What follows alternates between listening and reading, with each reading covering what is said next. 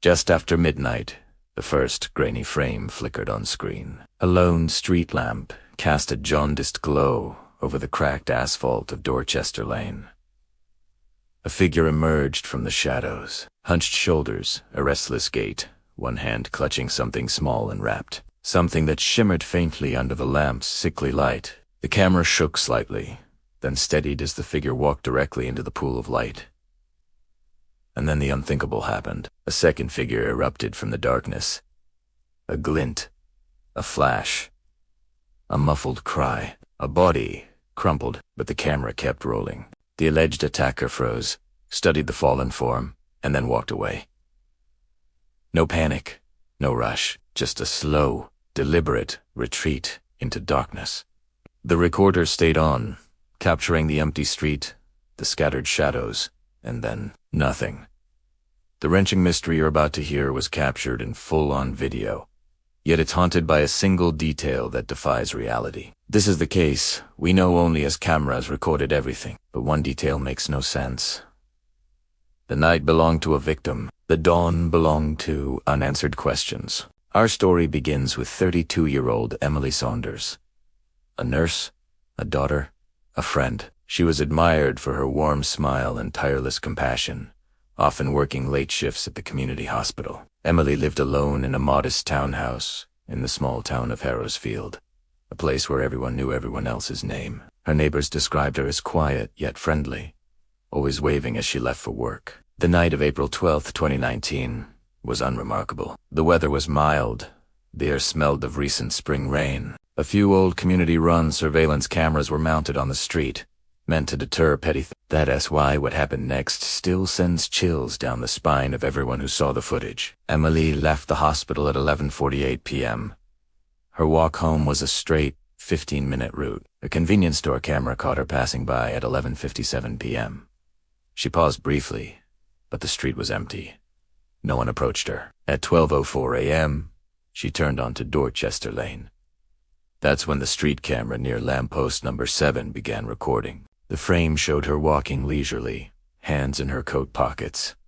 And then, at 12:06 a.m., the horror unfolded. A second figure entered the frame, quick and shadowy. It moved with a slow precision, emerging directly behind Emily.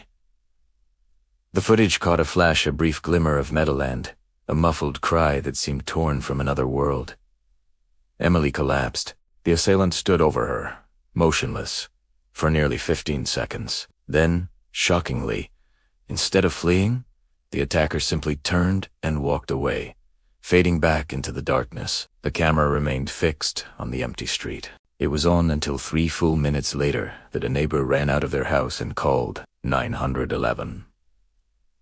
Police arrived within 6 minutes, and the recording, which lasted for nearly 20 minutes, captured everything. Everything, except one detail that still haunts investigators. The fall, the flash, the figure ease, but no blood, no weapon, no visible injury on the body. When paramedics arrived and loaded Emily into the ambulance, the final frames showed the pavement being sprayed with luminol, revealing bright, ghost-like blotches where blood should have been. But on the raw footage, until that moment, there was no stain, no sign of violence. In the morgue, the forensic pathologist found no external wounds. No bullet, no stab, no blunt force trauma, no bruises or lacerations. An internal examination was ordered. Toxicology, histology, everything. Meanwhile, the tape went viral within Harrowsfield, whispered about in coffee shops, speculated on by local radio. Friends and family refused to believe Emily hadn't been murdered. They insisted she had been struck or stabbed, but every forensic test returned negative. No poison, no internal hemorrhage, no organ rupture. Her heart had simply stopped. One theory suggested a neurotoxin so fast and untraceable that it left no mark. Another proposed a paralyzing gas, released silently and invisibly. But no trace of any chemical or agent was ever found. The only evidence was the video and that one maddening detail. No visible injury despite a seemingly violent attack. The investigators, led by Detective Mark Hayes, treated the tape as their central piece of evidence. They ran frame-by-frame analyses, enhanced the contrast, and used every filter they had to glean more detail. They zeroed in on the timestamp, 12 hours, 6 minutes, and 14 seconds a.m. 3 cameras captured the scene: the convenience store, the street lamp, and a private doorbell camera from a neighbor's house. All 3 cameras captured Emily's collapse and the assailant's departure. But at that exact moment, the doorbell camera's audio feed cut out for 4.7 seconds. That gap aligned precisely with the moment Emily fell. Forensic analysis of the metadata revealed an odd spike in power draw to that recorder at 12 hours, 6 minutes, and 15 seconds. Microglitch, hinting at electronic interference. This led to a new hypothesis.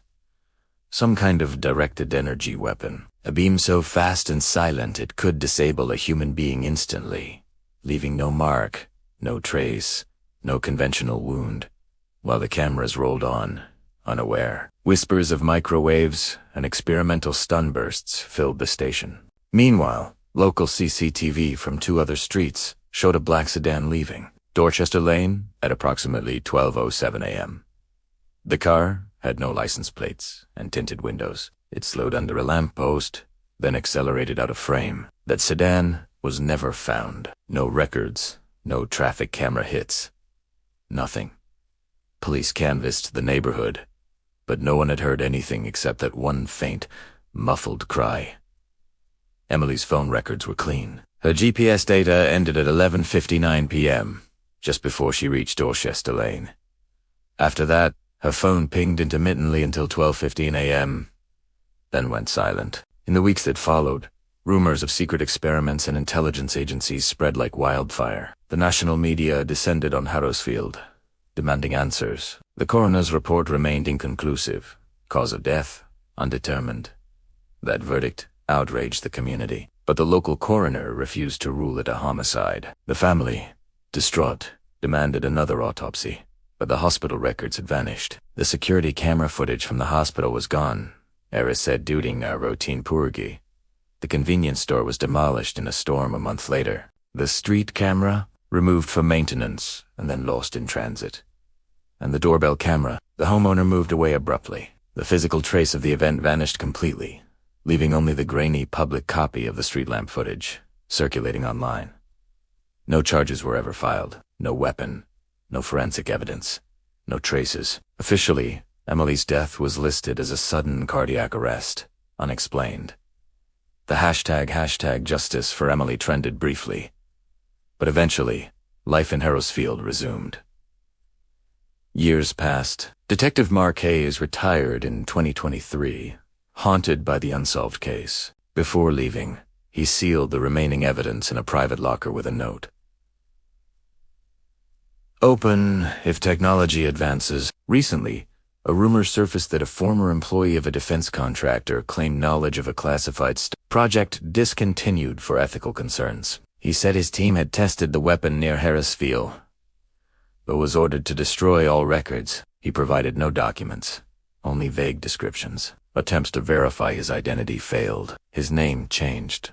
His social media history scrubbed. The claim revived public interest but led to no official action, and so the central mystery remains. If a directed energy weapon was used, how was every trace of it completely obliterated? Or was it something else entirely? An induced heart attack?